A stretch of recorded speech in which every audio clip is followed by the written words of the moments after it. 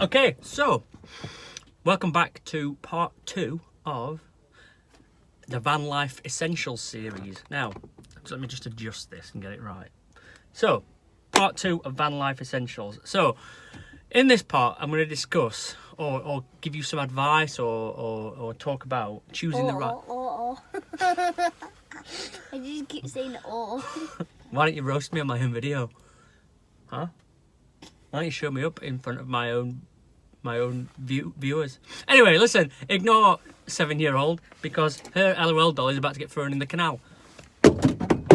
Oops. Anyway, listen, it's really important that we talk about this.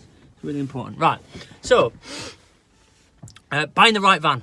Okay, now, again, I'm not saying that one size fits all. I'm not saying that everybody should choose the same van. I'm just going to give you tips on what I did and my experiences with buying vans. Okay? Yeah, on the last one, we kind of used to live on the last one.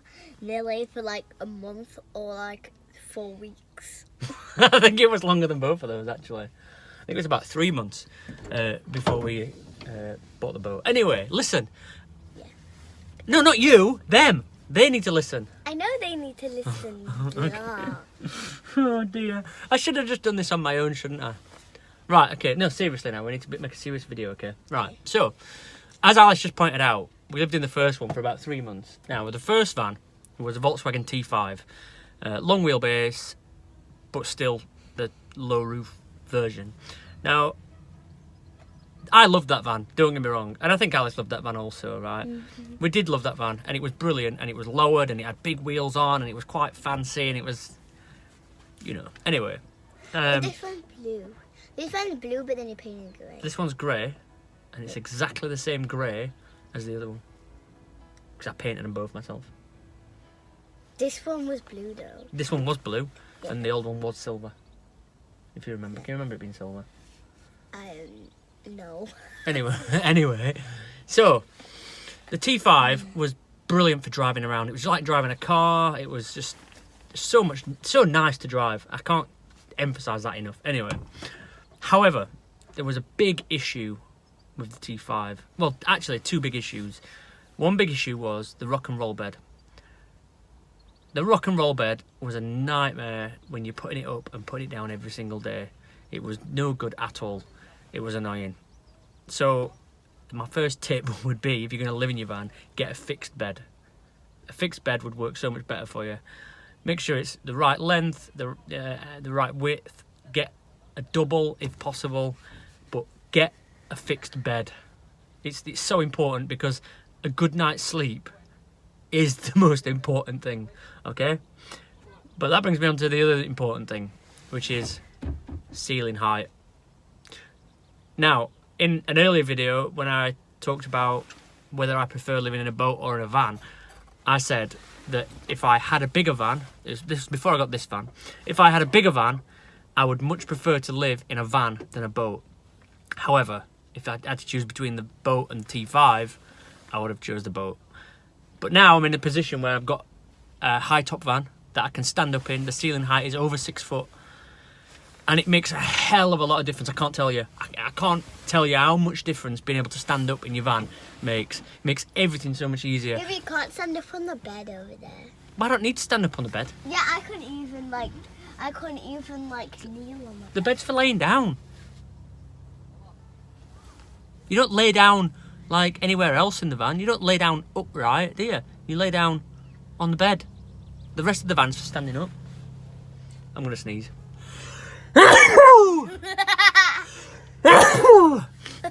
So,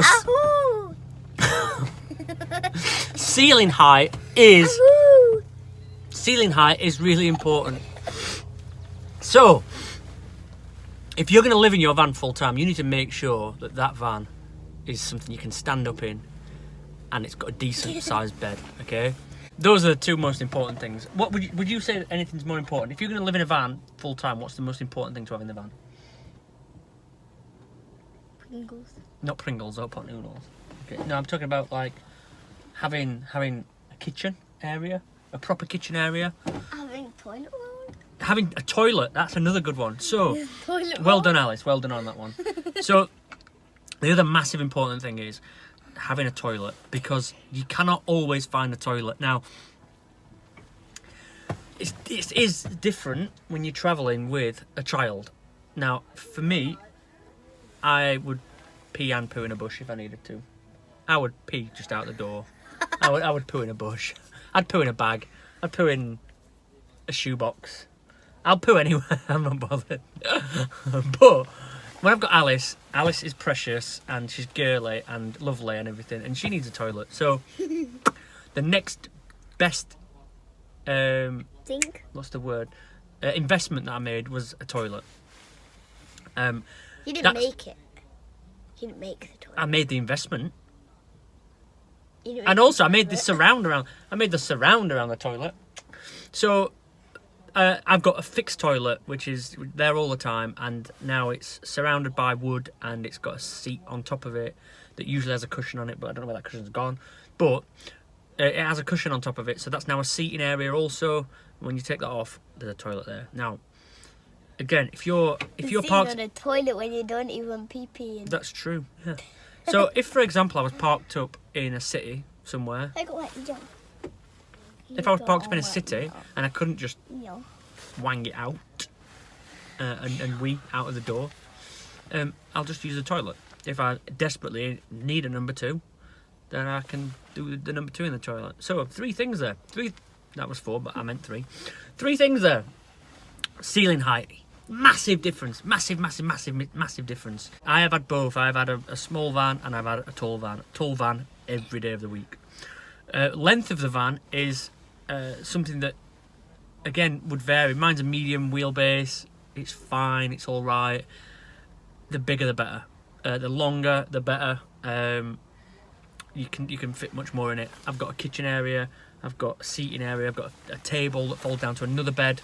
I mean, having 2 beds makes a huge difference as well, because although you've not slept in that bed yet, Alice prefers to sleep with me, and that's fine if she wants to do that, but she has an option to sleep in a separate bed also.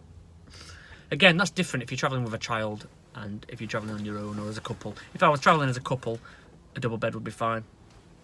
Anyway, yeah, and then the toilet is a massive thing. What was the other one? Toilet paper. I said toilet paper. No, the toilet, ceiling height. Oh, bed. Yeah, the bed. Get a fixed bed. You can put storage underneath it. It's also it can be used as a seating area if need be, depending on what height you put it at. Those are the 3 most important things when choosing a van. Now, what? Are you saying something else? Do you want to add anything else to the video? Well, do you know what? You've also got another good point, right? Alice has just said Princess. Now, for those who don't know, Princess is our dog. Alice chose that name. You chose that name. Don't tell everybody I chose the name. Alice chose the name. No, you chose the name. Just pretend you chose it. No, you chose it though. Well, I chose Princess. You chose to call her Princess Unicorn Fairy Bear, okay? but genuinely, she's got a good point. When you're on your own, having a companion is a good thing. Now, Princess is a good companion, the dog, and also she likes to sleep on my bed, even though I didn't really want that at first, but now she can do that. She's nice to have around. She's nice to keep me warm. The other thing is, genuinely, seriously, right? When you are travelling on your own, it can get lonely, and it can get, it can get difficult at times mentally and that. So having a dog makes a big difference. Dogs kind of know when you're feeling low, and they give you attention. They seem to know. I don't know how they know, but they know. So when you're upset or something, the dog will always be there for you, won't they? Yeah, like Princess knows when you're upset, doesn't she? Yeah, like every time he tickles me and I scream, and Princess just jumps on the bed and licks my face. That's true, because she thinks that you're in distress, so she tries to help you, doesn't she? Yeah. Which is really nice. Really, you'll never get that from a cat. Anybody who prefers cats, indie projects, I'm looking at you. Your cat would never do that for you. You have to keep your cat on a lead, because that cat would be off and never come back and never see you ever again. Sorry, but it would. Anyway, the dogs versus cat battle continues. So the other really important thing is the layout of the van. So you need to make the most of space. I know that goes without saying, and I know that's kind of obvious anyway. But my van isn't laid out perfect by any stretch. And the more you stay in your van, the more you figure out where things need to go or what could have been better. I've only had this van about three months, maybe a bit longer, and I'm already potentially looking at other vans, bigger vans, and I'm already tempted to rip it all out and start again from scratch. Really? Yeah, because they're just things that could be improved on. And again, the more you stay in it, the more you find these things that could be improved on. I mean, I am itching to just do more work. It's kind of crap when you're used to working on vans and stuff, and then you sort of finish, and then there's nothing to do. So I kind of want to get itching on something else. But one of the other things is this double seat at the front here. The kitchen is behind it. If that kitchen wasn't behind it, I could have this as a swivel seat, which would turn around, which would make a sofa. So there would be an extra seating area and open up a bigger space. So planning all of those little things before you start your build will help you further down the line, and will help you in 6 months' time when you are living in your van, will help you in 2 years' time when you're living in your van. So plan, and plan again. You can't do enough planning, and then think about doing it. Do it in slow steps. Don't rush into it like I did.